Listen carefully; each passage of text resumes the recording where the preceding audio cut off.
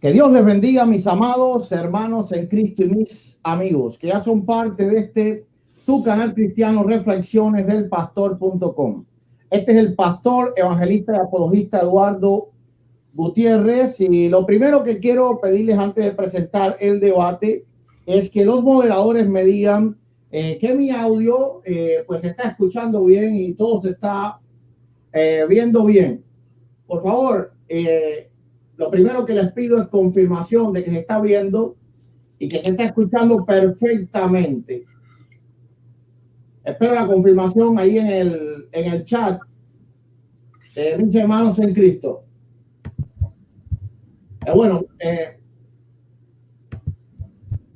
Espero la confirmación. Bueno, mientras me van dando la confirmación, espero la confirmación de mi hermano Corazón de Oro. Dígame usted, ¿verdad? Gloria a Dios. ¿Se ve bien? Perfecto, porque yo sé que hay personas que no dicen las cosas como son o que su internet no es la correcta.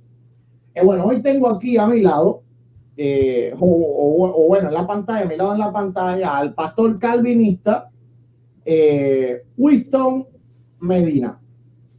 Hoy vamos a tener un debate sobre un texto en específico.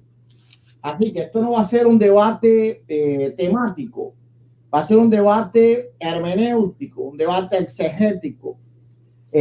Ahora, algo bien importante en este debate, dice que mi pantalla se puso borrosa, gloria a Dios. Algo bien importante en este debate es que tanto los argumentos de él como los míos, no se preocupe ahora como se ha visto el arreglo, tanto los argumentos de él como los míos tienen que partir de nosotros mismos. Aquí no se admiten comentarios exegéticos de otros teólogos. Aquí esto es un debate de los conocimientos teológicos que tiene Winston Medina, ¿verdad? Y los conocimientos teológicos que yo tengo respecto a la hermenéutica y respecto a la exégesis. Así que aquí vamos los dos a probar qué es lo que verdaderamente dice el texto, lo que verdaderamente dice el texto. Bien, vamos a tener 3 tiempos de 10 minutos cada uno, luego un tiempo de 5 minutos y luego un tiempo de 3 minutos cada uno. Todavía no hemos acordado quién es el que empieza y quién es el que termina, pero yo voy a dejar a que Winston lo decida. Sí, yo sé, se ve nublado, sí. Que Winston lo decida.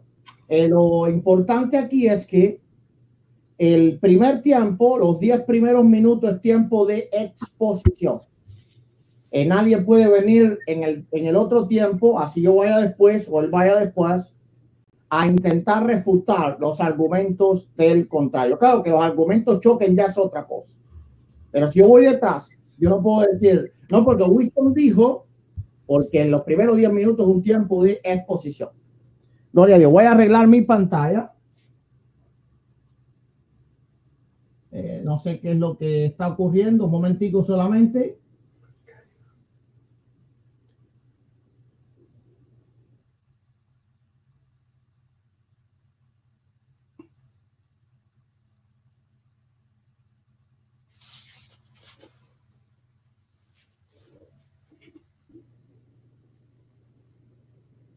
Bueno, espero que ahora se vea mejor. Déjenme saber ahí. Hoy el internet me ha estado fallando un poco. Espero que se vea bien. El tiempo está malo. Bueno, entonces, Winston, ¿cómo me ves mi imagen? ¿Se ve borrosa o se ve bien? No, se ve mejor, se ve bien. Antes estaba borrosa, pero ahora sí se ve bien. Ok, perfecto. Por favor, espero total honestidad tuya y si mi imagen se ve mal, me lo hagas saber. Si tu imagen se ve mal, yo te lo voy a hacer saber y vamos a detener el tiempo. Vamos a ser honestos por completo en este debate. Entonces, Winston, te dejo a ti elegir quién empieza y quién termina. No, para mí es igual, o sea, puedes empezar tú, puedo empezar yo. Yo creo que debes empezar tú porque no sé exactamente cuál va a ser la onda del tema. O sea, tengo que escuchar para poder ver qué es lo que de todas maneras en mi segunda vez. Cuando yo entre no voy a refutar nada, solamente voy a dar mi perspectiva. Yo estoy igual porque simplemente vamos a debatir cuál es el entendimiento que tú ves del tema y cuál es el entendimiento que yo veo del tema, ¿verdad? Pero bueno, si tú quieres que yo empiece primero, no hay problema. Yo empiezo primero. O si quieres yo empiezo, no importa, como tú quieras. Decídete, tú eres el que decide. Ok, bueno, voy a empezar yo diciendo, no voy a definir el texto hermenéuticamente desde voy a poner el cronómetro. Okay, dale pues, dale, me avisas. Voy a leer el texto en griego.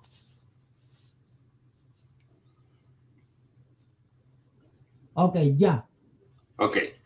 Bueno, bendiciones en Cristo. Soy el pastor Winston Medina. Como muy bien saben, tengo un canal que se llama Biblia en Contexto y acabo de abrir un nuevo canal que se llama Apología Controversial. Por supuesto, soy el director del Seminario Teológico Biblia en Contexto, que opera online, cursos online de nivel básico, intermedio y avanzado desde la ciudad de Charlotte y High Point, Carolina del Norte, de los Estados Unidos. Además, soy profesor bilingüe certificado internacionalmente con títulos de maestría, no solamente en el área secular como maestro de inglés y español, también por el Concilio Latinoamericano de Idiomas Modernos de los Estados Unidos, sino que también soy académico en el área de la teología y de la hermenéutica, un conocimiento que el pastor ha puesto de duda en su desafío que ha hecho en un debate justamente, en un video que él ha lanzado en Facebook y en unos audios que me mandó en privado a mí. Pero bueno, ese no es el punto acá. El punto aquí es que vamos a hablar un poco sobre un texto que en griego dice Makarios anir que tengo un problema con la pantalla aquí, loginte Kyrios amartian. Ese texto lo que dice es afortunado o bienaventurado, Makarios. Sabemos que Makarios significa bienaventurado.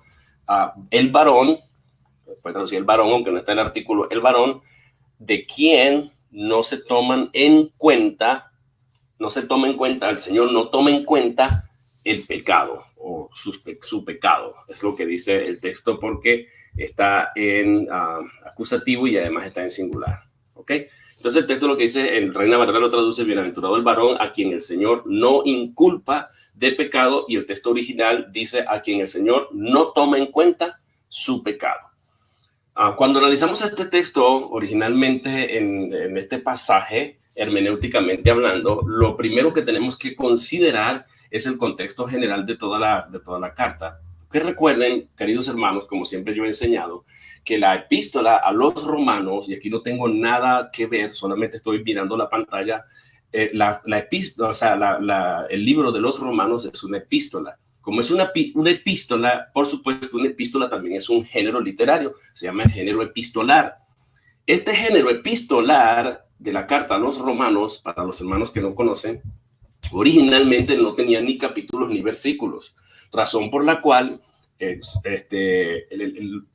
cuando estudiamos una carta, cuando leemos un género epistolar, la mejor manera de poder agarrar lo que llaman en inglés el gist o el meollo en español, o la idea principal de lo que se quiere transmitir, es leer y conocer, leer completamente toda la epístola, toda la carta. Ese sería el contexto extendido o el contexto general. Porque si yo le envío al pastor Eduardo Gutiérrez una carta, obviamente, y así comienza la hermenéutica, comenzamos de lo macro hasta lo micro. Lo primero que tenemos que hacer es ver el marco, cuál es la temática del apóstol, para poder agarrar de qué es que me habla Pablo a lo largo de sus 16 capítulos de esta importante carta. Si yo le envío una carta al pastor Eduardo Gutiérrez que no tenga capítulo ni versículo, porque originalmente no tenía, fueron ingresados en el siglo XVI por un sacerdote francés, entonces el pastor Eduardo Gutiérrez, para él poder saber qué es lo que yo le quiero decir, él no va a leer una línea y lo va a sacar de contexto.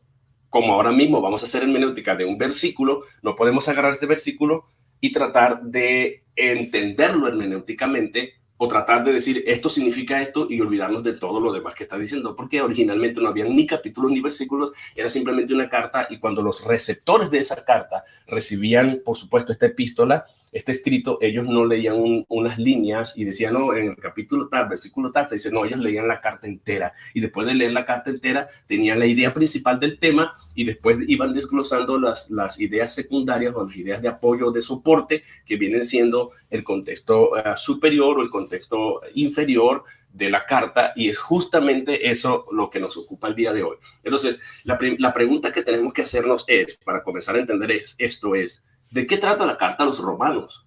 Cuando le damos un vistazo a la carta a los romanos, es una de las cartas de mis favoritas de esta carta, porque es una de las cartas que, por cierto, los reformados y los calvinistas, o sea, que dio un gran despertar a Martín Lutero, lo que es la salvación por la fe y todo esto, pero tiene un solo tema como línea general, y es la justicia del hombre versus la justicia de Dios. La justicia del hombre versus la justicia de Dios. Ese es el paraguas bajo el cual todos los puntos del capítulo 1, 2 y 3 y 4 hasta el 16, aunque el 16 ya toca el plano pragmático, ortopráctico, sin embargo, todo lo que se dice desde el capítulo 1 hasta el capítulo 16 de esta carta va a estar regido, gobernado, controlado, si se quiere, por la idea de la justicia del hombre versus la justicia de Dios, o que viene por Dios. Y hay un elemento clave que va a ser como el punto número 2 o el subtítulo de esa idea principal, que es la fe, que se obtiene por la fe. ¿Ok? Entonces, son básicamente los principios fundamentales hermenéuticos para analizar la carta. Dentro de esta carta, que por cierto, a pesar de que es un género epistolar, la estructura interna de la carta, de la epístola, es argumentativa. En el capítulo 1, por ejemplo, vamos a encontrar que, y esto es importante porque esto es el marco general, el apóstol Pablo comienza a elaborar su argumentación a una audiencia extranjera que él no fundó esta iglesia. Él no tenía contacto con ellas y es la primera vez que oye de ellos y que ellos van a oír del apóstol Pablo. Tal vez ya había tenido referencia de ellos. Pero Pablo, cuando comienza a escribir esta carta, él comienza dentro del contenido de la misma carta se dice que ellos son gentiles, aunque también habían judíos. Era una audiencia mixta. Esto es muy importante tomarlo en cuenta al momento de nosotros poder interpretar a quién está dirigido la carta, dónde estaban, bajo qué circunstancias estaban. Muchos de ellos estaban bajo las catacumbas subterráneas de Roma, huyendo del imperio romano. Recuerden que el cristianismo históricamente fue perseguido por 10 imperios. Entonces, básicamente, eso lo tenemos que tomar en cuenta. Entonces, Pablo, como su audiencia es en su mayoría gentiles, Pablo comienza a construir su argumento explicando la revelación general de Dios, que es la primera revelación con que Dios se conecta y se da a conocer a todo ser humano que existe en este planeta Tierra, de manera que nadie tiene excusa. Entonces él dice, porque él va a responder a una pregunta que tal vez hacen muchos cristianos también. ¿Cuál es la pregunta que Pablo va a responder en el capítulo 1 de la carta a los romanos? Bueno, él va a responder a la pregunta, ¿qué pasa con aquellas personas que nunca en sus vidas han escuchado el evangelio? ¿Cómo se pueden justificar? ¿Cómo Dios los va a juzgar a ellos? Entonces Pablo va a decir que estas personas, aunque aún cualquier indígena, cualquier aborigen, cualquier persona que nunca haya oído el evangelio, el mayor testimonio y el mejor predicador de esa persona se llama la creación. Ese es el libro ilustrado de Dios. Dios se ha dado a conocer. El hombre conoce a Dios en el capítulo 1. No importa si es gentil, no importa si ellos no fueron receptores de la ley originalmente, no importa que ellos no sean receptores de la revelación especial. Ellos conocen a Dios porque Dios mismo se dio a conocer su eterno poder y deidad su eterno poder y deidad se dio a conocer Dios a ellos. Las cosas invisibles de Dios, su eterno poder y deidad, se hacen claramente visibles por las cosas que no se ven.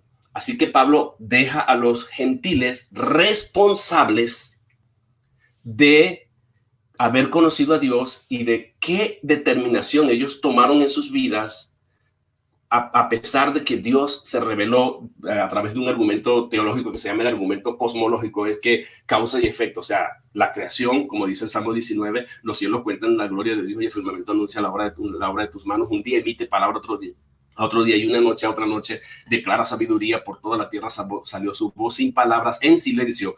Dios se ha revelado a través de la creación, de manera que la gente pueda concluir, wow, sí, Dios sí existe. Así que una persona que jamás haya oído el evangelio, Dios se le ha revelado a él por medio de la creación, el firmamento, el cielo, la belleza, el orden y la perfección, el cielo galáctico, todas las cosas, el sol, la luna, todas las cosas dan testimonio de Dios. Ese es el argumento cosmológico, ¿ok? Después que Pablo argumenta en contra de los gentiles, haciéndolos responsables y que no tienen excusa Él va ahora a atacar a los judíos, va a hablar de los israelitas en el capítulo 2, y en ese capítulo 2 el apóstol Pablo va a hablar de los judíos como receptores de la ley de Dios, y lo va a conectar capítulos 2 y 3, va a hablar de esto y va a decir qué ventaja tienen entonces los judíos a diferencia de estos gentiles que ha descrito en el capítulo 1, y justamente en ese capítulo 2 y 3, Pablo va a decir que ellos tienen una gran ventaja, y es que ellos conocen la ley, que a ellos les fue confiada la palabra de Dios. A eso se le llama en teología. 10 segundos. Ajá, 10 segundos. Se le llama en teología la revelación especial a través de la escritura, a través del conocimiento, a través de la ley. Okay, tiempo. Ok, listo. Voy a dejarlo hasta allí para que el pastor tome su turno. Si apaga ahora tu micrófono.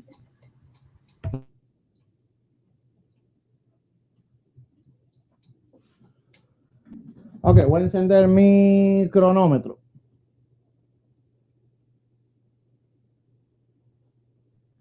Bueno, comenzamos.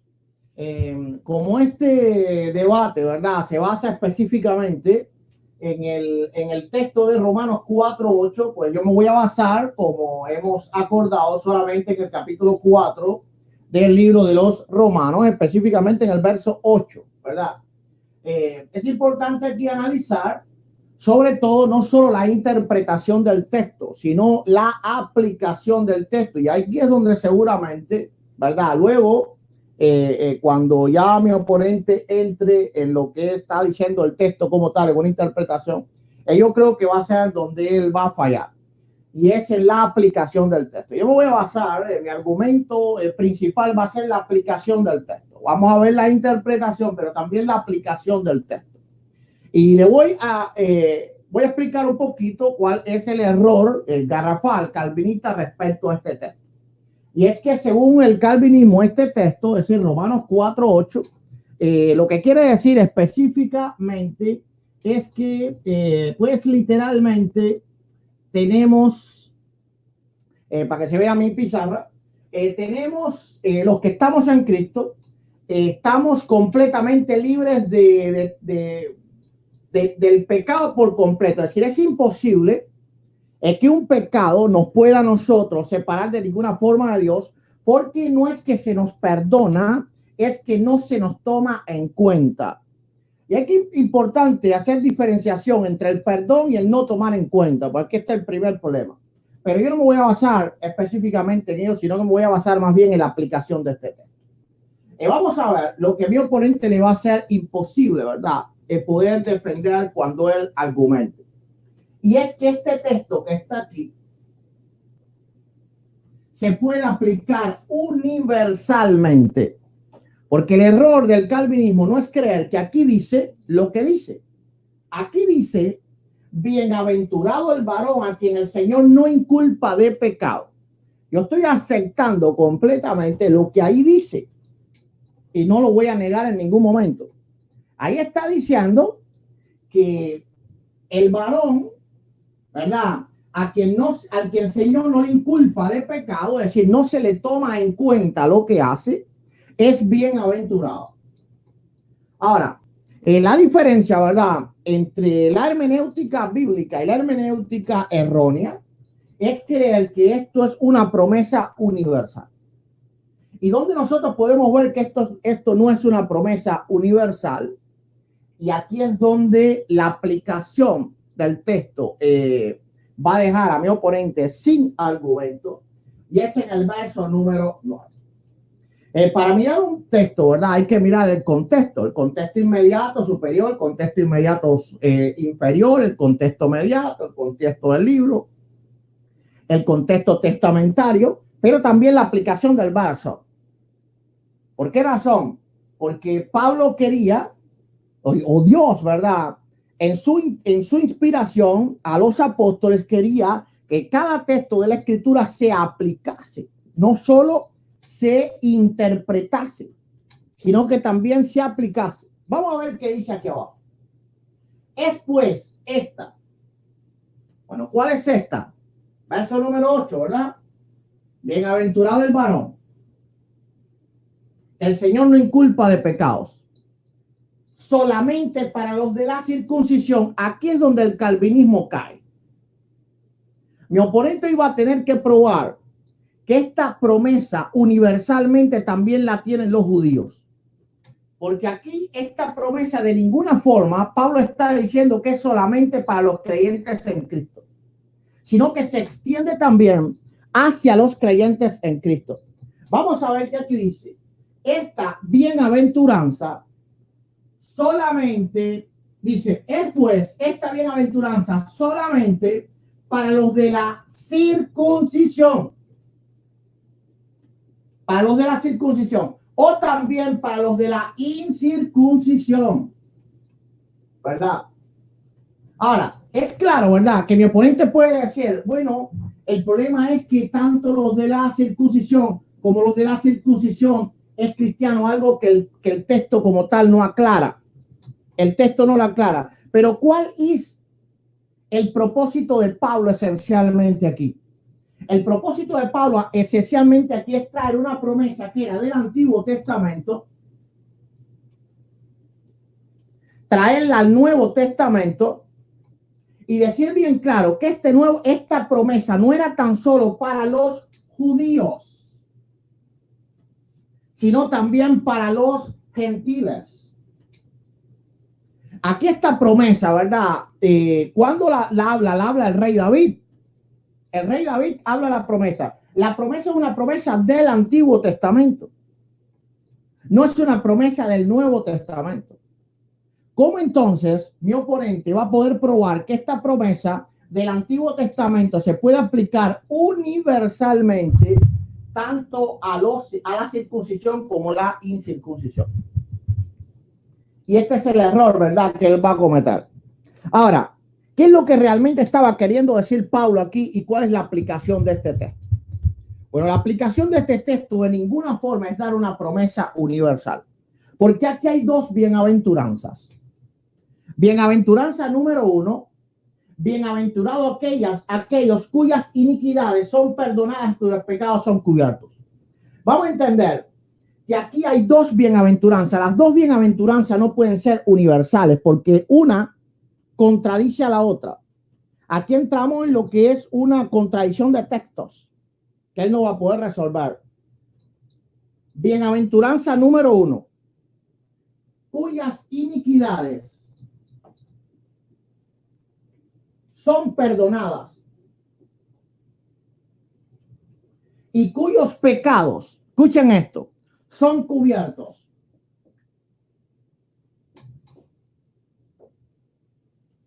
Bueno, ¿cuál es la diferencia entre ambas bienaventuranzas? Hay gran diferencia.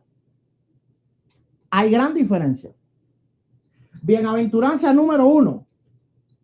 Las iniquidades son tomadas en cuenta, pero son perdonadas. Y los pecados son tomados en cuenta, pero son cubiertos. Bienaventuranza número 2. Los pecados no son tomados en cuenta. Es decir, la persona no es inculpada de pecado. Aquí está hablando que no es necesario el perdón. Porque no es inculpada la persona de pecado. No tiene culpa. ¿Cuál culpa entonces debe de ser perdonada? Ninguna. Bueno, él tiene que hacer encajar ambas bienaventuranzas de una manera universal, algo que él no va a poder hacer. Porque cada bienaventuranza contradice a la otra. Entonces aquí estamos en un problema. ¿Y cuál es el problema? Bueno, él va a tener el problema número 1. Él va a tener que decir que universalmente nuestros pecados son perdonados y son cubiertos y universalmente nuestros pecados no son tomados en cuenta. Algo que es una total contradicción. Por lo tanto, aquí no puede estar hablando de una promesa o de una bienaventuranza universal, sino a quien Dios se la quiera dar. Vamos a ver que en el verso número 7, y para eso hay que usar la hermenéutica, ¿de quién está hablando? Está hablando, ¿verdad?, de un plural. Bienaventurados. Bienaventurados, una promesa universal. Es decir, una promesa universal que va a todos los creyentes. Porque es claro, ¿verdad?, que en Cristo somos bienaventurados porque nuestras iniquidades son perdonadas y nuestros pecados son cubiertos. Ahora, la segunda bienaventuranza, ¿a quién se dirige? Se dirige a un singular. A un singular. Y aquí dice, bienaventurado el varón, a quien el Señor no inculpa de pecado. Ahora vamos más arriba todavía a estudiar el contexto del texto. Y vamos a entender que aquí Pablo solamente está usando un símil, un recurso literario para hacer entender a los judíos, a los creyentes judíos, cuál era la diferencia entre la ley y la fe. Es claro, ¿verdad?, que el propósito de la carta a los romanos es la justicia por la fe, y la preeminencia de la fe por encima de todas las cosas. Leamos, ¿verdad?, el verso número 6. Y el verso número 6 comienza con un nexo, el cómo, ¿verdad? Está haciendo un nexo de símil. Dice, ¿cómo? Es decir, primeramente está diciendo el Señor, ¿qué pues diremos que halló Abraham, nuestro padre según la carne? Porque si Abraham fue justificado por las obras, tiene de qué gloriarse para con Dios. Porque dice la escritura, déjame ir al tiempo, no va a hacer que se me vaya. Perdón, ya tenía tiempo ya.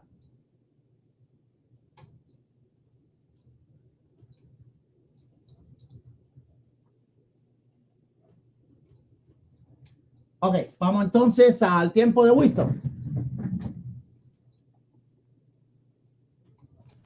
Pastor Gutiérrez, en este tiempo, ¿sigo con mi presentación o ya entramos en la refutación? Ya es tiempo de refutación. Puede empezar a refutar ya. Ok, vamos a comenzar diciendo. Voy a encender ya, desde ahora. Ok, listo. Ok. Bueno, voy a empezar con la refutación. La primera cosa que el pastor habla, aunque realmente esto es un debate improvisado, él dice que yo me voy a caer es en la aplicación. Primero está prediciendo algo que ni siquiera sabe qué es lo que yo voy a decir del texto, porque si vamos a hacer un análisis contextual, yo acabo de decir claramente que se debe entender a la luz del contexto general, justicia del hombre versus la justicia del hombre. Entonces él dice que el error es creer que es una promesa universal.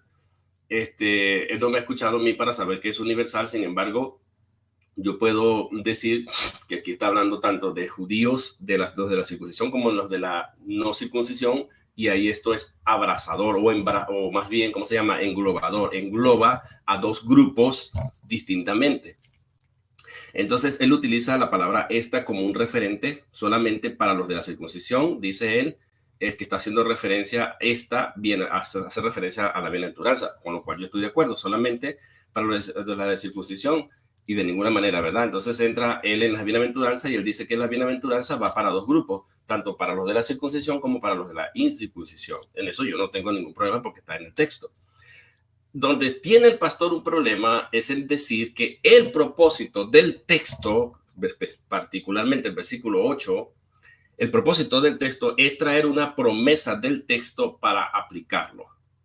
O sea, ese no es el propósito del texto. Ahí el pastor se equivoca. Para poder entender el propósito del texto, el pastor tiene que probar cuál es la estructura interna del capítulo 4 que está conectado con el 3, que está conectado con el 2, que está conectado con el capítulo 1. Pero como él dice que no vayamos allá, yo acabo de echar las bases y he dicho que el capítulo 1 es hacia los gentiles, el 2 es hacia los judíos, y justamente, fíjense la conexión de la circuncisión como los de la incircuncisión. Pablo curiosamente empieza su carta con los de la incircuncisión, se dirige a los de la circuncisión poniéndolos bajo ventaja, y luego en el capítulo 3 va a decir, ya hemos acusado a ambos grupos, tanto a judíos como gentiles, y va a decir que no hay bueno, no hay justo, no hay quien busque a Dios, tratando de desbaratar la manera como el hombre se justifica delante de Dios, porque tanto los de la circuncisión como los de la incircuncisión luchaban continuamente preguntándose cómo yo puedo ser acepto delante de Dios, como toda la religión históricamente, que fue uno de los argumentos de Martín Lutero justamente se preguntaba esto: ¿cómo me justifico? Lacerando mi cuerpo, golpeándome, inventando ceremonias, haciendo esto, haciendo aquello, haciendo lo otro, mis buenas obras, mi justicia. Los fariseos inventaron ceremonias sobre ceremonias, pero no son nada, eso simplemente obras de justicia. Esas obras de justicia son trapos de inmundicia y somos una llaga podrida de la coronilla de la cabeza hasta los dedos de los pies. Ese es el argumento. Y por eso en el capítulo 4 Pablo entra explicando, ahora echando la ortodoxia, que ese es el punto en el que el pastor se cae al decir el propósito del texto es traer una promesa del texto para aplicarlo. Error. Porque el propósito del texto, querido pastor, hermenéuticamente hablando, cuando analizamos todos estos elementos, justamente el apóstol Pablo utiliza una estructura interna que se llama argumentación de grado. Escríbalo en algún lado, porque esto es una figura retórica. No es una figura retórica, es una estructura interna de cómo se elaboran los argumentos. ¿Y qué hace Pablo? Pablo comienza en esta argumentación de grado. Pablo utiliza una cosa que también se llama en teología el tapiz abarcador. Se llama así, anote allí, tapiz abarcador, o tapestry, como se le dice en inglés también a esto, ¿no? Entonces, el punto aquí, querido pastor, es que la argumentación de grado tiene el propósito de ir de lo superior a lo inferior. En primer lugar, esa es la forma como el apóstol Pablo escribe su carta. Bueno, no escribió Pablo, lo escribió Tercio, pero como colaborador de Pablo sabemos que el autor intelectual es Pablo. Pero eso es muy importante que lo sepamos. Pero el punto es, querido pastor, que él comienza con la figura más preeminente del judaísmo, el fundador del judaísmo, que es Abraham. Por eso se llama argumentación de grado, porque comienza de lo superior a lo inferior, de lo más importante, de lo más preeminente, de lo más eminente, de lo más autoritativo, de lo más creíble, hasta lo menos significante. Y luego de meter a Abraham, él va a meter luego a David y luego se va a meter él y los va a abarcar a ellos, a la audiencia. Por eso se llama, o sea, si Abraham no fue justificado por las obras, ese es el argumento de grado. Y tampoco David, mire lo que se dijo de David, lo que dijo del Espíritu Santo a través de David, y ahí utiliza un símil, en eso yo estoy de acuerdo, es una figura retórica, llamémoslo hermenéuticamente, si le llamamos figura literaria, estaremos usando o recurso literario, estaríamos utilizando el nombre de la lingüística del idioma, del castellano, y si le llamamos figura retórica, estamos usando la hermenéutica. Son dos cosas totalmente distintas, pero el nombre cambia dependiendo de la disciplina de la que estemos hablando. Pero llamemos las cosas por su nombre. Entonces él utiliza una ilustración utilizando la argumentación de grado. Comienza con Abraham, la figura más eminente, el fundador del judaísmo. Sabemos que es Dios, pero utilizando a Abraham. Luego utiliza a David, y luego de tocar a David, que es la segunda figura más eminente porque es el que habla del pacto de la gracia, entra entonces y se expone, se presenta a él y abarca a la audiencia, los toca a ellos.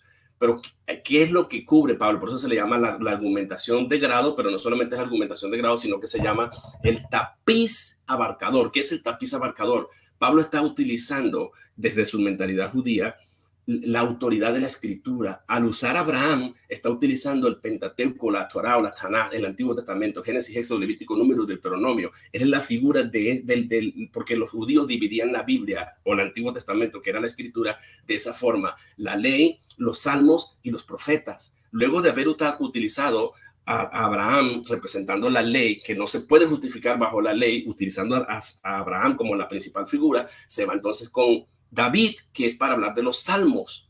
Y luego él ya utiliza esto, se llama, al utilizar estos dos, no utilizó los escritos o los profetas. Él va a utilizar a David porque David cumple el papel de ungido. David no solamente es profeta, sino que David también es el ungido de Dios. Y David representa los salmos, pero también representa a los profetas de Dios, porque David tenía la unción, era un ungido de Dios, y los ungidos, bueno, eran reyes, eran sacerdotes, o eran jueces, o eran esto, pero en este caso David era un rey, pero también era profeta, tenía ciertas cualidades proféticas. Entonces él, al utilizar a Abraham y al utilizar a David, está cubriendo el tapiz, está usando el tapiz de cobertura, o el tapiz que abarca la escritura, está amparándose en la escritura. En la ley, figura eminente, Abraham, del Pentateuco, fundador del judaísmo, se salvó o se justificó por la fe, no por las obras. No, o sea, él no fue justificado por sus obras. Y en segundo lugar, utiliza a David. Mire lo que David dijo, bienaventurado el varón tal, utiliza esto. Y aquí el pastor dice que está hablando en singular, pero en verdad el texto es abrazador porque se utiliza se llama una oración genérica o general, una idea principal que es abarcadora, no es inclusiva ni tampoco se puede singularizar. Ahí también comete un error el pastor, porque se utiliza el varón y ahí tiene un artículo determinado. El artículo determinado hace que la oración sea genérica y sea abarcadora y no sea singular. Gramaticalmente y lingüísticamente eso sería lo correcto interpretar.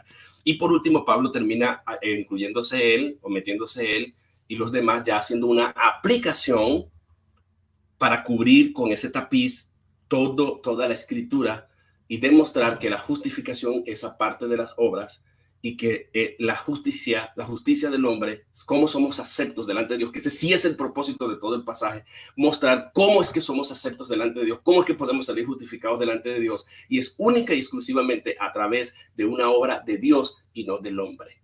Por eso pone a Abraham con sus obras, las obras las tira al piso, cierra la puerta, no fueron sus obras, es la fe. Pone a David. Mira lo que dice David, hay una bienaventuranza y estoy de acuerdo con la doble bienaventuranza, pero ambas son genéricas. Una es general y la otra, una es plural y la otra es general, que no indica que aunque esté planteada de forma singular, no indica singularidad, porque es abarcadora, pastor, por el artículo determinado que está allí, y en eso sí usted tiene que darme la razón. Por último, el pastor habla de dos bienaventuranzas, bueno, y las trata de separar. Ya acabo de decir que al leer decir que una es plural y otra es singular, tratando de romper esa aplicación universal o englobadora, él falla porque se olvida de las palabras, categorías gramaticales que construyen esa segunda oración de esa segunda bienaventuranza, que está en singular, estoy de acuerdo, pero está en forma general, implicando globalidad, no tratando de limitarlo a una sola persona, como que si la aplicación solamente fuera para David. Cada bienaventuranza contradice a la otra. No, ahí no hay contradicción. El Espíritu de Dios no se puede contradecir. Pablo no es un tan mal teólogo como para contradecirse. Él dice que el problema que voy a tener al tratar de universalizar es contradecir. No se contradice. Ambas, aún está en plural y otra está en singular, pero la que está en singular fue armada, la oración, tan magistralmente, con cada palabra y categoría gramatical, que no deja de implicar una pluralidad también. Y por último, ya dice las bienaventuradas plural. Es claro que Cristo, ok, listo, bueno, ahí estoy pues con un puntico nada más. Ok, apaga el micrófono.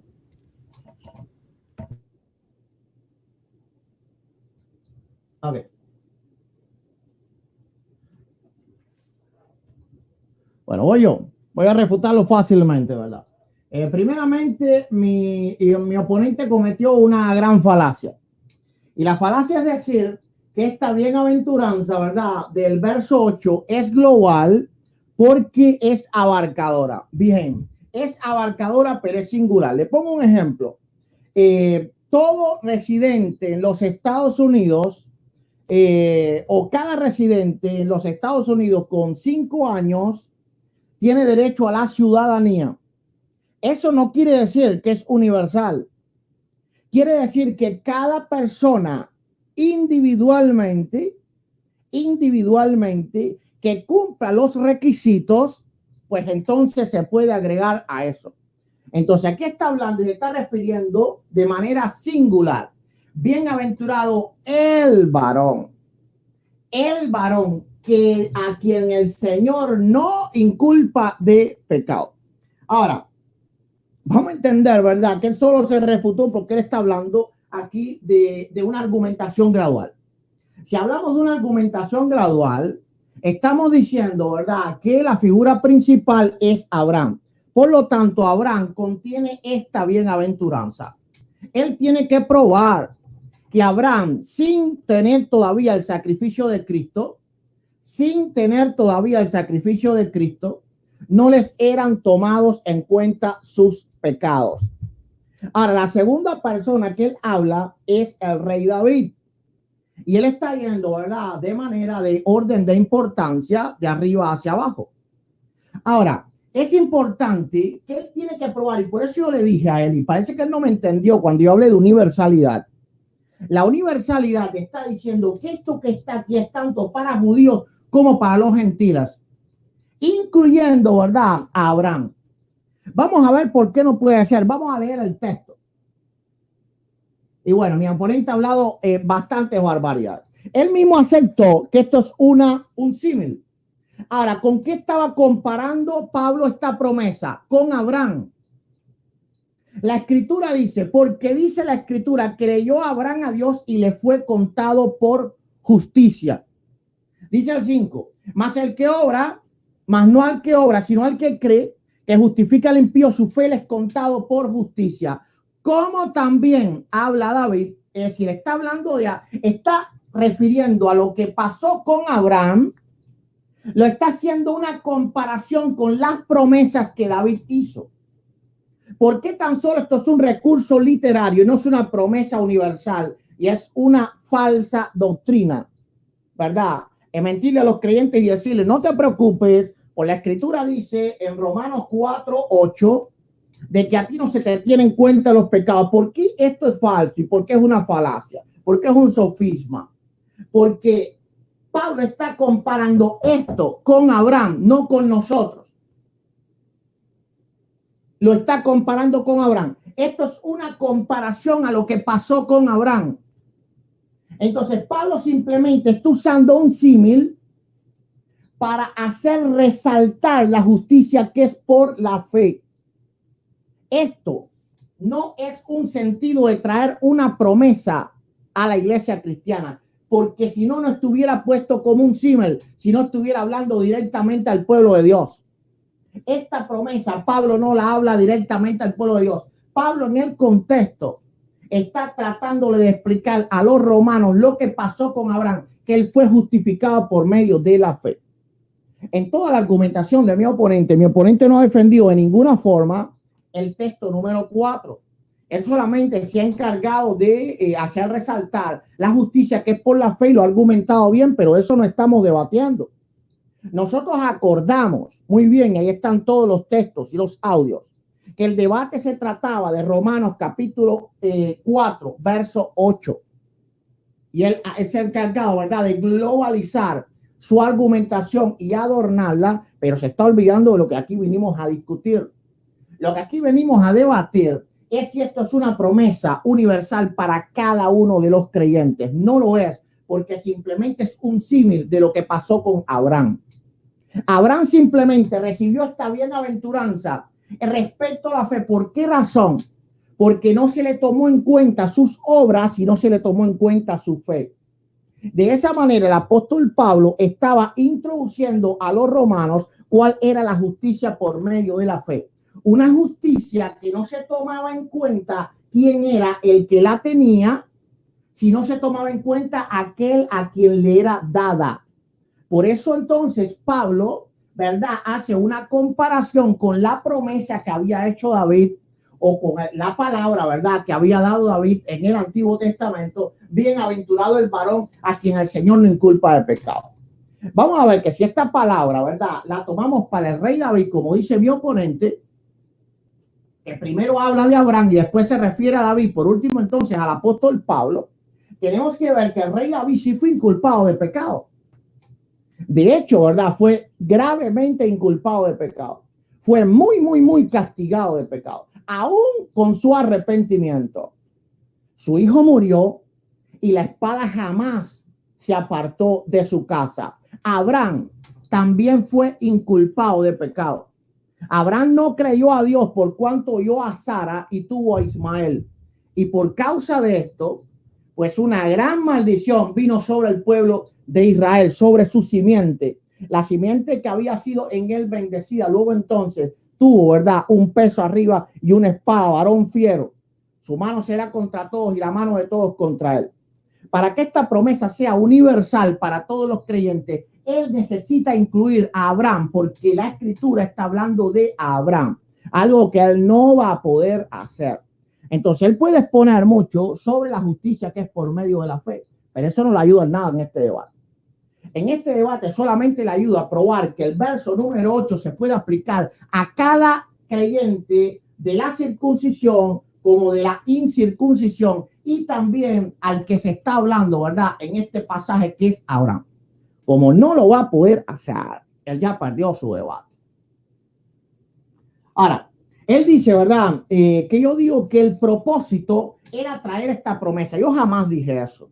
La aplicación de este texto, yo dije que era hacer una comparación entre las obras, entre la justicia que es por las obras y la justicia que es por la fe. La justicia que es por la fe no se toma en cuenta a aquel que se le brinda esa justicia. Por eso entonces Pablo agarra una promesa que dio el rey David, no como una promesa universal a todos los creyentes, ¿verdad? Sino como una promesa literalmente individual, aunque por supuesto abarca a todo aquel que Dios quiera darle esa promesa individual, y lo pone como un símil para enseñarle entonces a los romanos que Dios, cuando ejerce o cuando aplica su justicia, no lo aplica, ¿verdad?, viendo al varón a quien lo está aplicando, viendo su pecado o viendo las obras que él hace, vamos a decir así, sino que simplemente la justicia es aplicada a causa de la fe. Por lo tanto, esto no es una promesa universal a la iglesia. Los calvinistas y reformados usan este texto falsamente para darle falsas promesas a los creyentes de que sus pecados no son tomados en cuenta. La escritura está hablando del patriarca Abraham. Vamos al verso número 1. ¿Qué pues diremos que halló Abraham nuestro padre según la carne? Y comienza a aplicar, ¿verdad?, progresivamente, como él mismo argumentó, todo lo que había pasado a Abraham para ser justificado por la fe. Ahora, trae el nexo como en el verso número 6, dando a entender gramaticalmente que está usando una figura literaria, un símil, para hacer una comparación entre las palabras dichas por David y lo que a Abraham le sucedió. Yo espero, ¿verdad?, que en los próximos tiempos mi oponente se deje de adornar la justicia que es por medio de la fe y logre probar que tanto Abraham como David pudieron recibir esta promesa sin el sacrificio de Cristo. Y cada uno de la circuncisión y de la incircuncisión recibimos entonces esta promesa de una manera universal. ¿Cómo el texto le va a ayudar a hacer eso? No tiene forma de hacerlo. Entonces espero, gloria a Dios, que en los tiempos siguientes él tome más seriedad a lo que nosotros acordamos no irnos del capítulo 4 al libro de los Romanos. Pueden ver el video que yo le hice. Ahí están los audios en WhatsApp. Y él ha ido para el capítulo 1 de Romanos, capítulo 2, capítulo 3. Nosotros acordamos que íbamos a hacer hermenéutica y exégesis del texto. Algo que él no ha hecho de ninguna forma. Espero que lo empiece a hacer ahora. Tiempo.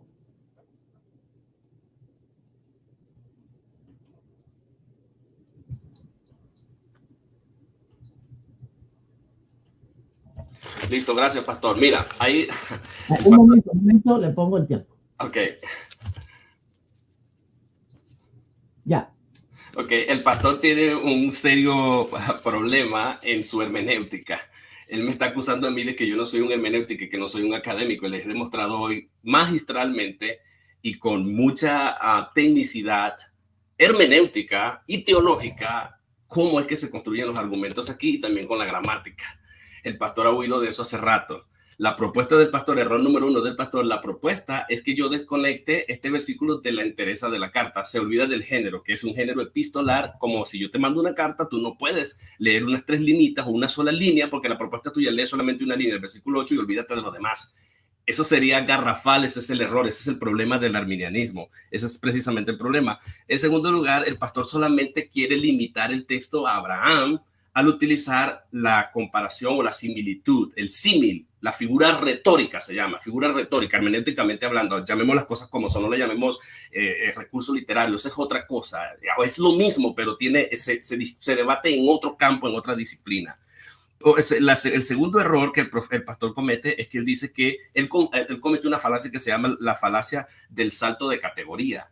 ¿Cuál es el salto de categoría? Él dice que él va a negar, hay un error primero, niega lo que la escritura dice. La escritura cita la bienaventuranza por una razón, diciendo que es bienaventurado el varón al que Dios no inculpa de pecado.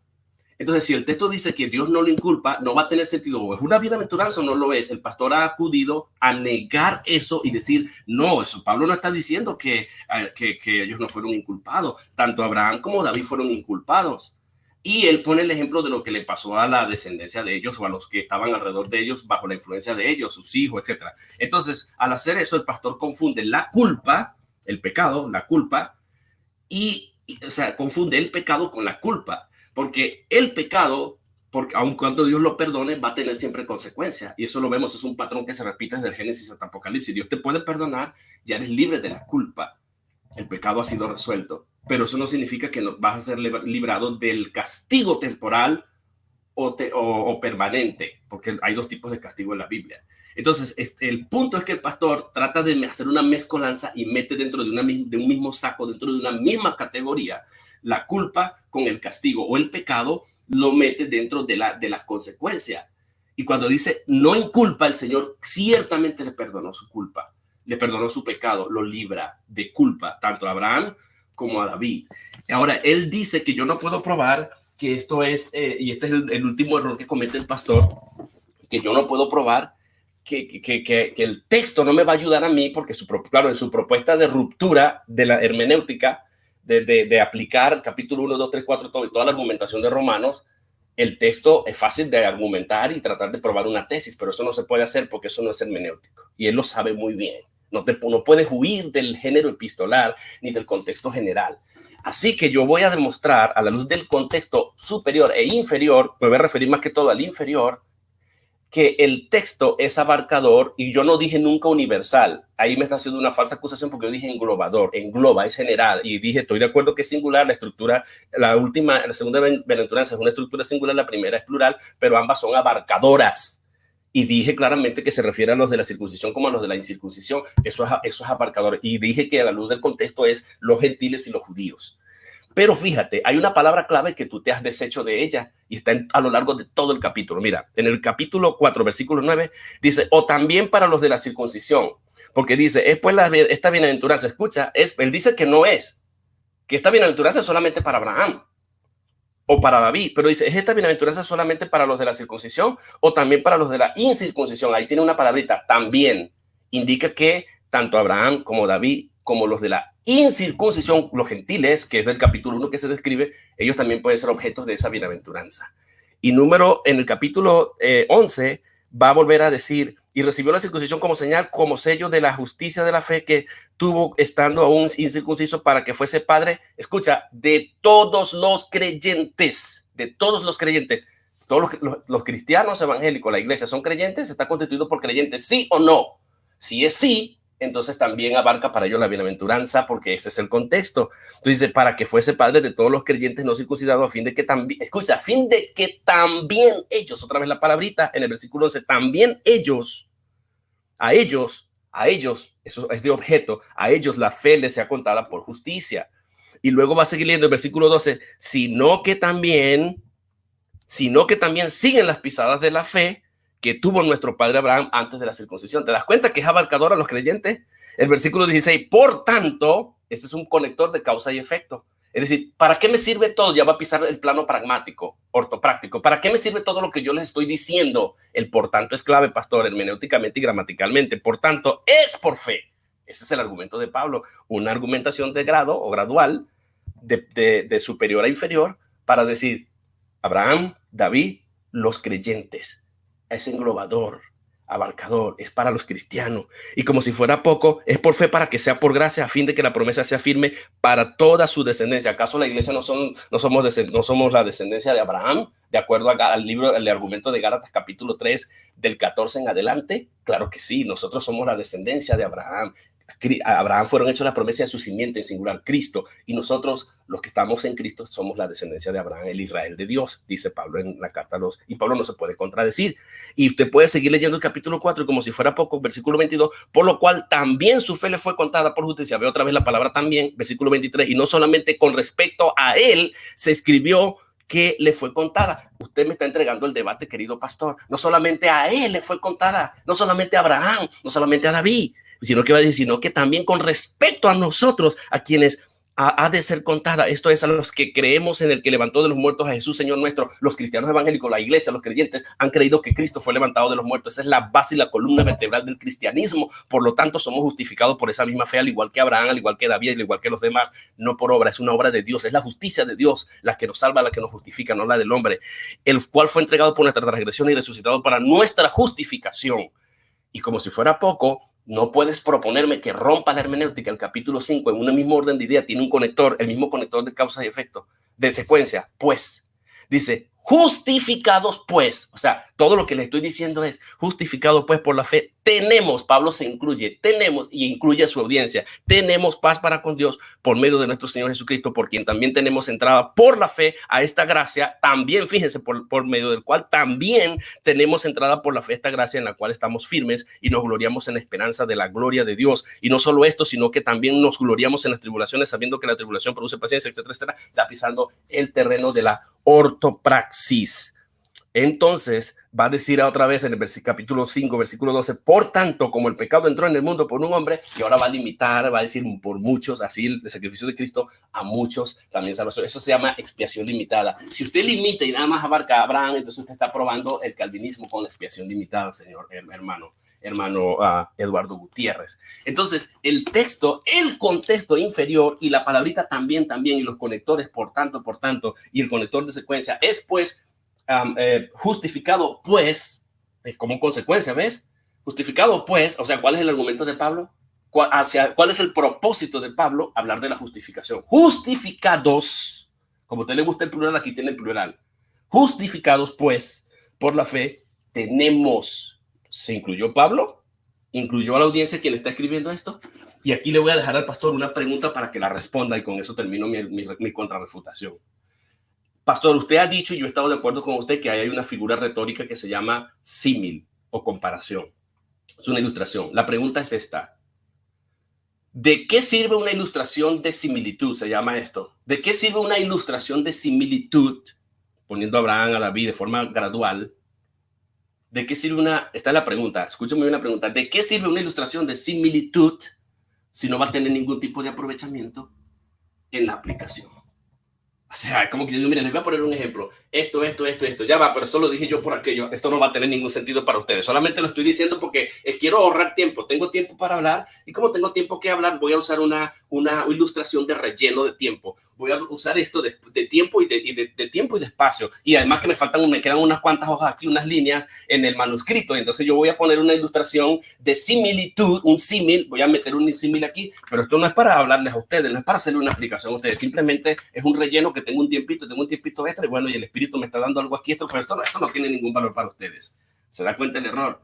Si no tiene validez para nosotros, no tiene sentido que Pablo utilice esa ilustración de forma gradual, descendente, hasta llegar y tocarnos a nosotros en grado de importancia.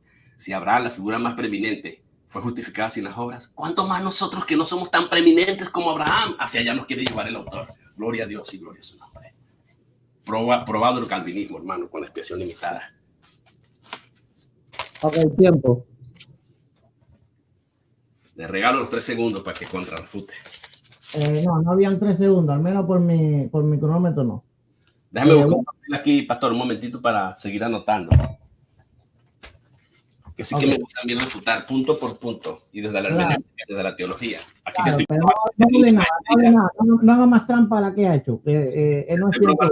Te estoy probando que solamente estoy en el proceso de hacer mi tesis de doctorado. Dale.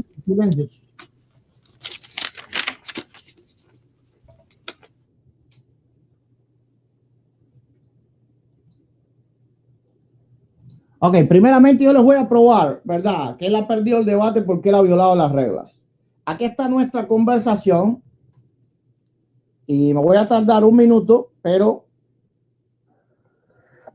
vamos a ver qué él me preguntó. Ojalá que se pueda ver aquí. De cuál es la temática.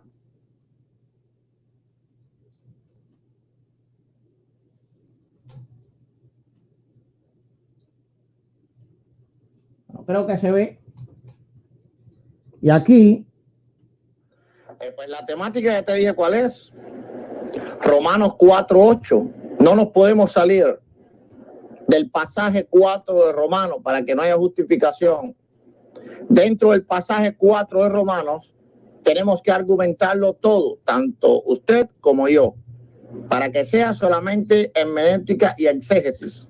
Y después no me digan que me salto de ver. Ok. Ok. Y aquí él me dice, espero que se pueda ver.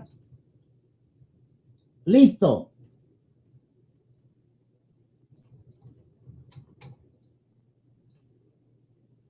Ahí está. Listo.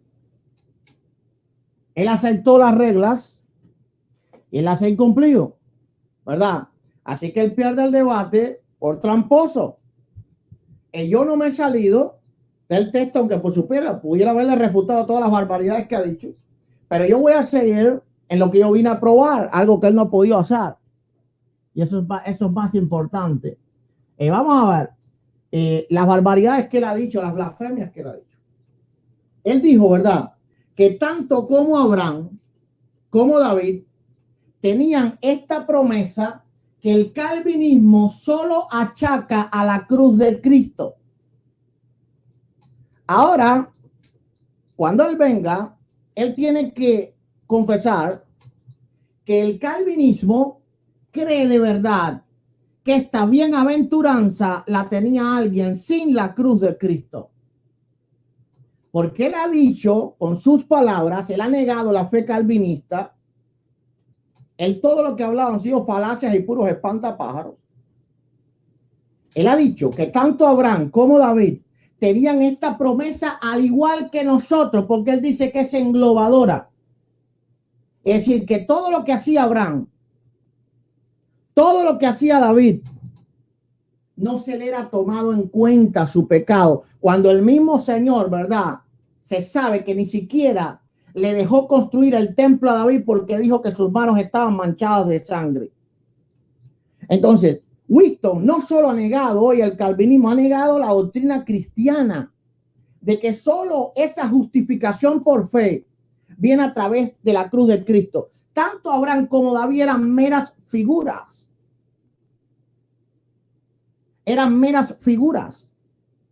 Así que ahora él tiene que probar, ¿verdad?, con su doctrina, que el calvinismo cree que los hombres del Antiguo Testamento tenían la bienaventuranza de la iglesia de Jesucristo, cuando él sabe que eso es una herejía lo que él ha dicho. Porque él está planteando, ¿verdad?, que la misma justificación que tenemos nosotros, y no cabe duda que en el Antiguo Testamento también eran salvos producto de la fe, pero no igualmente conforme a su propia doctrina, conforme a su propia doctrina. Ahora, él dijo algo más. Él dijo que yo confundo el pecado con la culpa. Mira que cuando aquí en esta promesa se incluye las dos, ambas se incluyen. Bienaventurados aquellos cuyas iniquidades perdonadas y cuyos pecados son cubiertos. Pero leamos el verso 8, el verso que él no ha podido defender. Bienaventurado el varón a quien no inculpa, no pone culpa del pecado. Y él está diciendo que él ni siquiera se ha encargado de leer el texto. Él todo lo que ha hablado ha sido bla, bla, bla. Él ni se ha encargado de leer el texto. Y dice que me refutó y que yo le entregué el debate. Si lo que ha hablado es pura herejía. Entonces ahora él tiene que probar que aquí, ¿verdad?, hay culpa de pecado. Porque él dice que no es lo mismo, que yo confundí el pecado con la culpa. Que aunque haya pecado, ¿verdad?, aunque se le perdone el pecado, la culpa no es lo mismo que el pecado, porque siempre hay una retribución y todas esas cosas. Pero el problema, mi amiguito, es que aquí habla de las dos cosas y tú las has obviado. Tú eres el que has perdido el debate. Lo has perdido por tres razones. Lo has perdido porque violaste las reglas. Hiciste trampas. Yo no me he salido nunca aquí. Yo cumplí lo que yo prometí. Lo perdiste porque estás negando la misma fe calvinista. Porque ningún calvinista cree que Abraham tiene el mismo perdón que tenemos nosotros en la sangre de Cristo. O tuvo el mismo perdón que tenemos nosotros en la sangre de Cristo. Por lo tanto, lo que se está usando en Abraham y en David son simples figuras. Para entonces hablar de la verdadera justificación nuestra, de la justificación por la fe. Y tú lo estás englobando Antiguo y Nuevo Testamento en las promesas del Nuevo Testamento. Eso va contrario a tu fe. Nosotros los arminianos somos más extensivos hacia el Antiguo Testamento. Tú estás contradiciendo, Winston, tu propia doctrina. Ahora, tú aquí en cámara tienes que decir que el calvinismo cree que tanto Abraham como David tenían verdad de por vida, porque nosotros tenemos esto de por vida según el calvinismo, que Abraham desde creyó de por vida, no había forma, verdad, gloria a Dios, que Dios le inculpase de pecado, que David de por vida no había forma que Dios le inculpase de pecado, porque eso es lo que creen ustedes. Tú estás cometiendo herejías de tu propia doctrina. Ahora, lo más risible es que tú no estás viendo que aquí acapara el pecado, mira, Winston, y la culpa, las dos. Así que tú me tienes que probar que Abraham tampoco recibió culpa por lo que estaba haciendo. Tú me tienes que probar que el rey David no tuvo culpa por nada de lo que estaba haciendo, cuando él fue tan inculpado de pecado que no se le dejó construir casa a Jehová. Porque había sangre en sus manos, había culpa en sus manos. Y aquí dice que no se inculpa, no se le pone culpa por causa del pecado. Entonces, tienes ahora solamente, ¿verdad?, 5 minutos y después 3 minutos para poder acabar de defender lo que tú viniste a defender aquí. Y es que todo cristiano, de manera universal, porque dice global, es de manera universal, todo creyente no es inculpado de pecado. Y como tú dices que es global, también entre el Antiguo y el Nuevo Testamento. Tú lo has dicho en este debate. Tú tienes que probar que el Antiguo y el Nuevo Testamento, los creyentes no eran inculpados de pecado. Cuando ellos tenían que dar sacrificios por sus pecados. Cuando ellos tenían que dar holocaustos por sus pecados. Cuando ellos tenían que dar ofrendas por sus pecados. Tamaña herejía. Yo creo que ahora sí los calvinistas te excomulgan. Entonces, Winston, mira, aprende, ¿verdad?, a que un debate no es tan solo emocionarte y empezar a decir cosas bonitas así sobre la gracia y la fe y todas esas cosas. Es centrarte muy bien que lo que tú estés diciendo no contradiga tu fe. Porque lo que tú has hecho hoy es contradecir tu propia fe. Y por eso tú has perdido y perdió descomunalmente.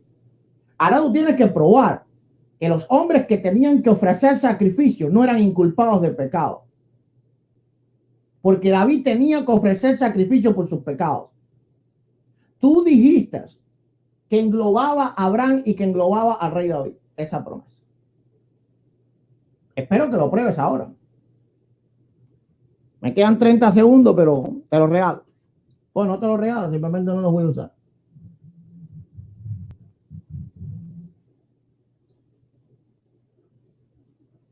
Comienza. Cuando me pongas en pantalla, pastor. Ok.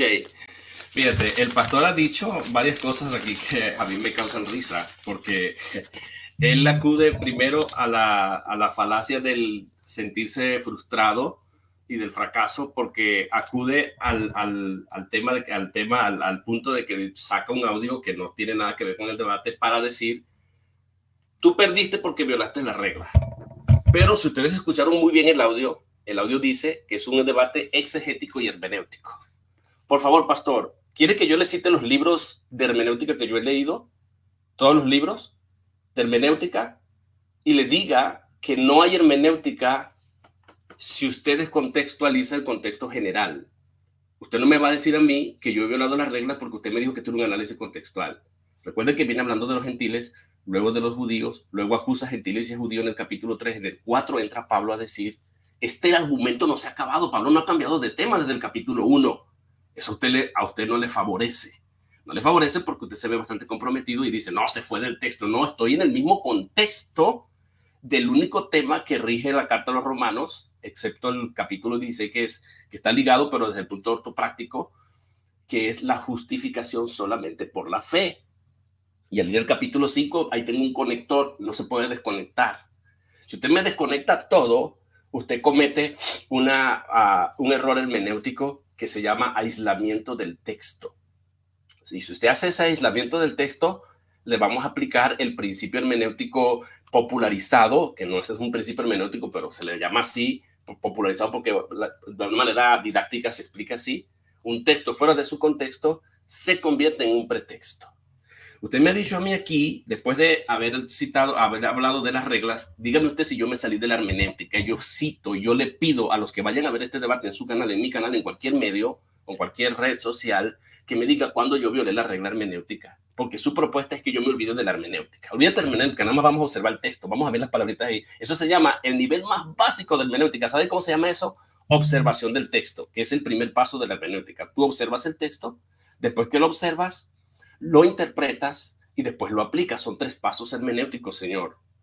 Entonces usted nada más se quedó en el nivel de la observación. No, mira aquí el texto, refiérete al versículo 8, el 7 y el 8, nada más el texto allí, no más nada. Una propuesta, todavía no ha llegado a la hermenéutica, porque la hermenéutica es la interpretación. Te quedaste en el primer paso, se llama la observación. Necesitas moverte hacia el segundo paso, que es la interpretación, y después a la aplicación. Esas 3 cosas yo las hice, las 3 metas de la teología: ortodoxia, ortopatía y ortopraxis. Me dice que yo no soy académico, que no sé la teología. Ahí tenemos las tres metas de la teología, cumpliéndose cabalmente en este pasaje, que no lo puedes desconectar, porque ningún teólogo serio y verdadero va a dar una predicación, un sermón, sin esas 3 metas importantes. No las puedes separar, no se puede exacerbar una ni la otra. Tú has cometido el error de exacerbar una y olvidarte de las otras 2. Nada más te quieres quedar en la observación, en la ortodoxia, de un pedacito, y te has olvidado hasta de la... Yo te tuve que aclarar a ti que esto es una argumentación de grado, que aquí el género es epistolar. Te estoy dando cátedras de hermenéutica, pastor. Aquí yo no había escuchado nada de hermenéutica suya. Usted lo que ha hecho es una vulgar,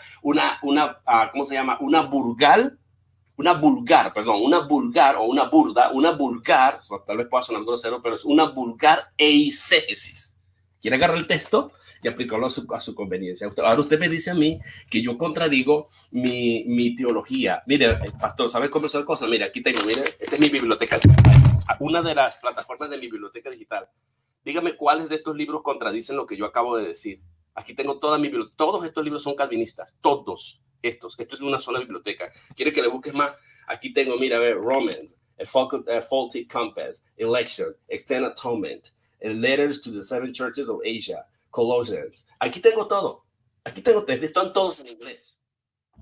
Entonces, aquí tengo yo, ninguno de estas personas que yo he leído, yo lo he contradicho a ellos. Lo que pasa es que usted está frustrado y tiene que acudir a una falacia ad hominem, atacarme a mí como sujeto y decirme y tratar de ponerme a mí a pelear contra los otros calvinistas, y cualquier calvinista o reformado o presbiteriano o bautista o quien sea que escuche este debate sabrá que yo no he contradicho, jamás he contradecido en lo absoluto nuestra fe, porque nosotros creemos que la fe es prospectiva en un sentido que Abraham y estos fueron justificados con la confianza en la esperanza del Mesías, y nosotros los cristianos de este tiempo es retrospectiva hacia la cruz. Todo apunta hacia el Mesías.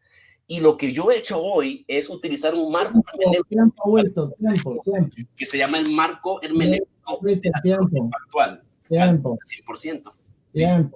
Bueno, me dijiste 30.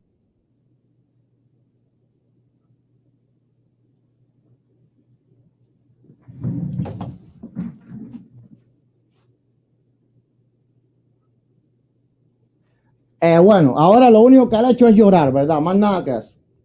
Él no pudo defender las herejías que había dicho, y ningún calvinista cree que Abraham y David, ¿verdad?, de una manera universal y en toda la vida hicieran lo que hicieran, no les eran inculpados de pecado. Los hombres del Antiguo Testamento, ningún calvinista cree que no le eran culpados de pecado. Eso es una falsa, Wilson, y tú lo sabes. Estás metido en problemas y ya lo sabes ya.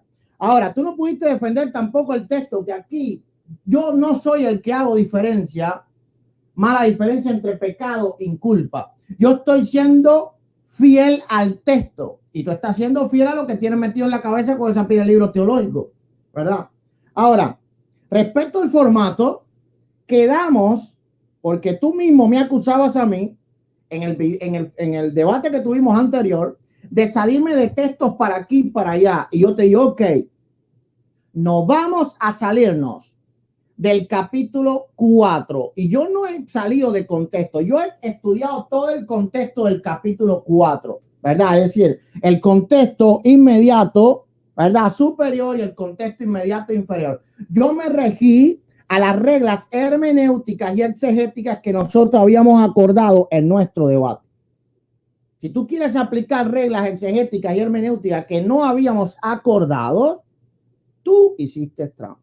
Ahora, por encima de todo eso, y eso es lo demás, tú dijiste que aquí o hablaba de pecado o hablaba de culpa. Aquí habla de los dos. De los dos. Refuta eso. Te quedan 3 minutos solamente. Haz algo, aunque sea. Y tú debes de probar que los hombres del Antiguo Testamento no eran inculpados de pecado. No tenían culpa de pecado. De una manera global, como tú dices. De una manera global no eran inculpados de pecado. ¿Verdad? Cuando sí vemos que eran. Moisés dio 2 veces en la piedra de Oreb y no entró a la tierra prometida. David derramó sangre inocente y no pudo construirle casa a Jehová. Había culpa, pero aquí dice que no hay culpa. Por eso, toda la defensa que tú has hecho es del libro de Romanos. Eso en este debate es irrelevante. Irrelevante. Tú lo que tienes que probar ahora es que este verso que está aquí, que tanto ocupa la culpa como el pecado, esta promesa se aplica globalmente a creyentes del Antiguo y del Nuevo Testamento, que es lo que tú has propuesto en este debate. Yo he sido fiel a mi proposición. Esta es una promesa de manera individual que se usó como un símil para traer evidencia de cómo obraba la fe en la vida de los creyentes. No es una promesa a todos los creyentes. Ahora, tú dijiste que yo probara cómo un símil no se va a poder aplicar. Vamos a entender algo. ¿Cuántos símiles hay en la escritura, verdad? No sé. Y tu descendencia será como la arena del mar. Ahora, ¿verdaderamente hay tantos judíos como la arena del mar? El símil simplemente es una retórica y tú lo estás tomando textual y simplemente es una figura retórica. Tú estás violando la hermenéutica y tú estás queriendo decir que como es un símil, entonces tiene que venir a creerse textualmente como una promesa. No, porque esta promesa no es dada a la iglesia y dice el Señor a la iglesia y dice el Señor. No, está usando una metáfora, como dijo el rey David, para poner un ejemplo a los romanos de cómo obraba la justicia, que es por la fe, no por nuestros propios logros, sino por el logro de Jesucristo. El logro que hoy tú has echado por suelo, porque aunque los hombres del Antiguo Testamento miraban hacia el Mesías, todavía no se le podía aplicar la sangre de Cristo a ellos. Todavía no se le podía aplicar la sangre de Cristo a ellos, ¿verdad? Así que por la fe seguramente eran salvos, pero no te puedes tú meter en la cabeza que tienen las promesas de la iglesia, porque cuando Israel solamente fallaba una vez, Dios les enviaba una plaga. Tú me estás queriendo decir que Dios actúa en la iglesia conforme actuaba con Israel. Eso es la globalización de la promesa. Oh, tú has blasfemado, tú has cometido herejía y has perdido el debate. Tiempo.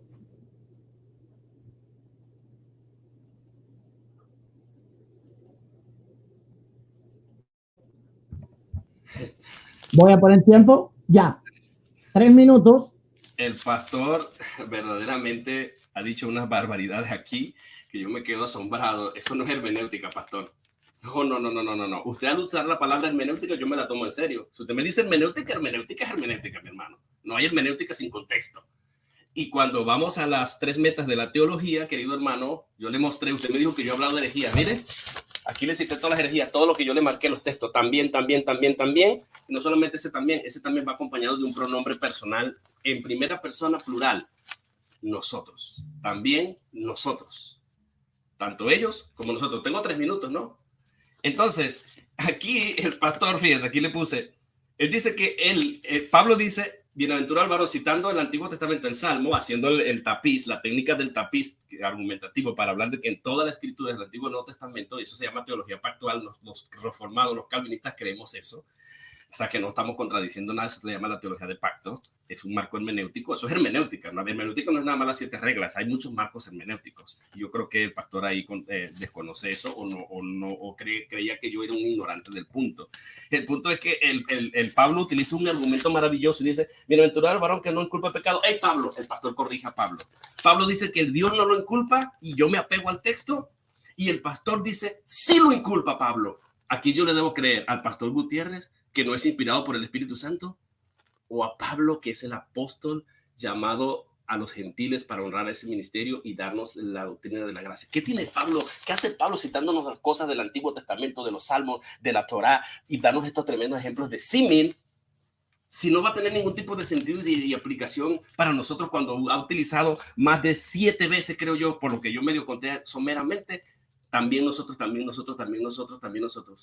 Entonces, no tiene ningún tipo de aplicación en la ortopraxis. Entonces, Pablo, tú dices que sí, el pastor dice que no. Pablo, votando, Tim Marín de Dos Pirigüelas, ¿a quién le voy? Ah, no, voy con el pastor, porque el pastor es inspirado por Dios, tú no, Pablo. Así que perdiste tu tiempo, Pablo. Ya el pastor me entregó el debate. Y por último, el pastor sale a citar versículos del Antiguo Testamento, es decir, un símil, por ejemplo, ¿cuántos símil haría en la Biblia?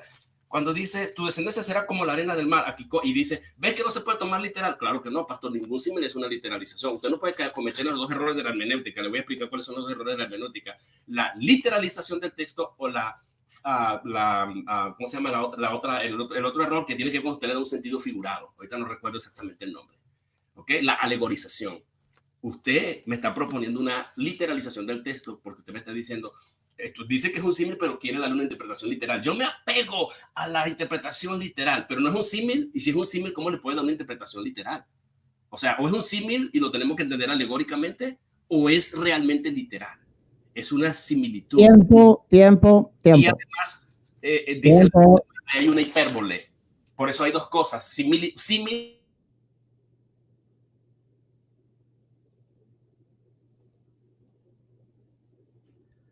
Bueno, voy a encender ya. Bueno, él dice, ¿verdad? No sé qué fue lo que dijo, que yo decía que Pablo sí los inculpaba de pecado a ellos. Yo jamás dije eso. Él fue el que dijo, ¿verdad?, que ellos no eran inculpados de pecado, y él es el que tiene que probar esa premisa de él, no es mía. Así que eso es una falacia de hombre de paja. Ahora, él no sabe, ¿verdad?, ni siquiera entender el Nuevo Testamento. El Nuevo Testamento está repleto de figuras del Antiguo Testamento, pero entonces él quiere globalizar esa figura. Les pongo un ejemplo. El bautismo en el Mar Rojo. Según Winston, todos los judíos fueron bautizados en el nombre del Padre, del Hijo y del Espíritu Santo.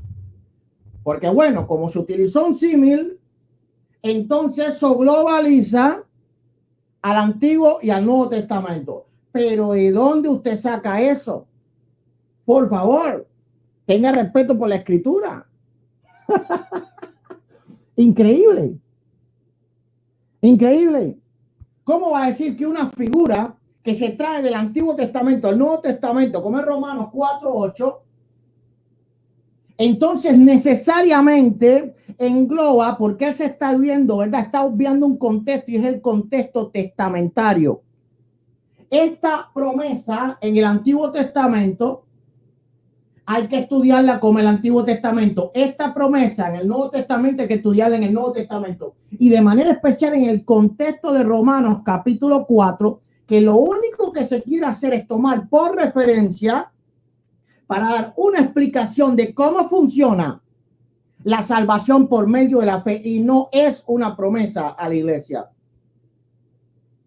Ahora, por cuanto Pablo entonces en todos sus escritos una y otra vez se llenó de figuras del Antiguo Testamento. Él quiere decir que cada vez que entonces Pablo menciona un símil, entonces eso es una promesa global. Los judíos también se bautizaron, según él. Esto no es argumento mío, yo no estoy argumentando, yo estoy refutando, para que no me digan que me salí. Yo estoy refutando. El argumento de él es que la figura, el símil, engloba, porque se menciona en el Nuevo Testamento, engloba la promesa del Nuevo Testamento para el Antiguo Testamento también. No, eso es falso. Él está violando el contexto testamentario. ¿Dónde está tu hermenéutica, Winston? ¿Has hablado herejía? Si eso lo saben todos los calvinistas hoy. A ver, 3 segundos, ya, tiempo, se acabó el debate.